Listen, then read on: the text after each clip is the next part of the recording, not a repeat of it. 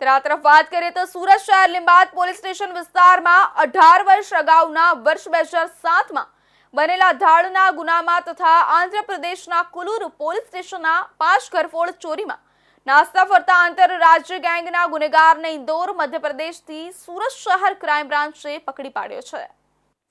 સુરત શહેરના જુદા જુદા પોલીસ સ્ટેશનમાં ભૂતકાળમાં બનેલા હત્યા, લૂંટ, ધાડ જેવા ગંભીર ગુનાઓના નાસ્તા ફરતા આરોપીઓને શોધી કાઢવા પોલીસ કમિશનર તથા અવધક પોલીસ કમિશનર ક્રાઇમ બ્રાન્ચનાઓએ આપેલી સૂચના અનુસંધાને નાયબ પોલીસ કમિશનર ક્રાઇમનાઓએ તારીખ 19 માર્ચ 2025 થી તારીખ 31 માર્ચ 2025 સુધી નાસ્તા ફરતા આરોપીઓને પકડી પાડવા ડ્રાઇવનું આયોજન કરવામાં આવેલું હતું અને જે અનુસંધાને ક્રાઇમ બ્રાન્ચના પોલીસ ઇન્સ્પેક્ટરની સૂચના મુજબ ઘરફોડ સ્ક્વોડના પોલીસ ઇન્સ્પેક્ટર ટીમના માણસો સાથે વર્કઆઉટમાં હતા। દરમિયાન લીંબાદ પોલીસ સ્ટેશન વિસ્તારમાં વર્ષ 2007માં મધુર જ્વેલર્સ નામની દુકાનમાં 18 જેટલા મધ્યપ્રદેશની ધાર ગેંગ સભ્યોએ એક સંપ થઈ ધાડ પાડેલી હતી અને ફરિયાદી તથા તેના ભાગીદારને મારી જ્વેલર્સમાં લૂંટ કરી ભાગી ગયા હતા, જે અંગેની ફરિયાદ દાખલ લીંબાદ પોલીસ સ્ટેશનમાં થઈ હતી।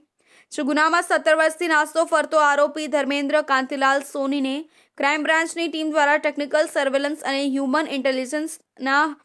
હકીકત આધારે ઇન્દોર મધ્યપ્રદેશ ખાતેથી પકડી પાડવામાં આવ્યો છે। લીંબાયતમાં મધુર જ્વેલર્સનો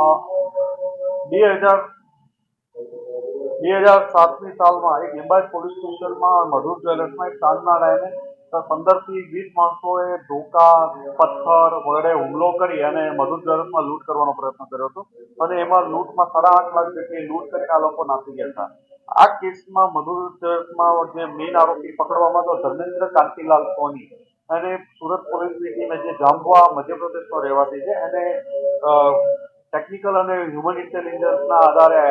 ઇન્દોરથી આઈડેન્ટિફાઈ કરી અને એક ટીમે પકડીને લાવવામાં આવ્યો છે। આ સુરત ક્રાઇમ સિવાય અન્ય ઘણા બધા રાજ્યોમાં પણ વોન્ટેડ હતો। ખાલી આંધ્ર નેલ્લુરમાં જ આના વિરુદ્ધમાં 2015ના 4 ગુના દાખલ થયેલા છે અને એના વિરુદ્ધ હજુ તપાસ ચાલુ છે અને લીંબાયત પોલીસ સ્ટેશનને સોંપવાની આગળની કાર્યવાહી કરવાની છે।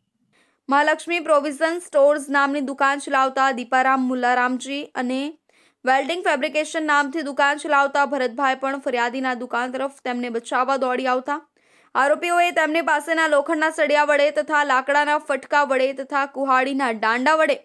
તેમને પણ મારી લોહીલુહાણ કરી ઈજાઓ પહોંચાડી હતી અને ફરિયાદીના દુકાનમાંથી 800 ગ્રામ સોનાના અલગ અલગ ઘરેણાઓ,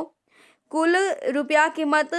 7 લાખ તથા આશરે 8 કિલો જેટલા ચાંદીના ઘરેણાઓ, કુલ રૂપિયા કિંમત 1,44,000 અને મળી કુલ રૂપિયા 8,44,000ની મત્તાના સોના ચાંદીના ઘરેણાઓ તથા દુકાનના કાચના શોકેશોની તોડફોડ કરી કુલ રૂપિયા 1,50,000ની મત્તાનું નુકસાન કરી ફરિયાદીને તથા સાહેદોને ગંભીર જીવલેણ ઈજા પહોંચાડી ધાડ પાડી લૂંટ કરી નાસી ગયા હતા।